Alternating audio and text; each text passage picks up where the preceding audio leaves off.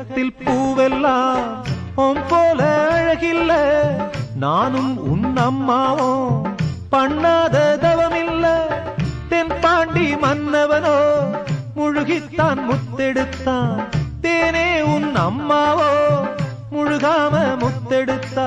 கண்ணே தெய்வம் கண்டேன் உந்தன் கண்ணே சந்நிதி, ஓ முத்தம் பட்டு எச்சில் பட்டா கொஞ்சம் நிம்மதி. சின்ன சின்ன பூவே நீ கண்ணால் பாரு போதும், தொட்டு தொட்டு பேசு என்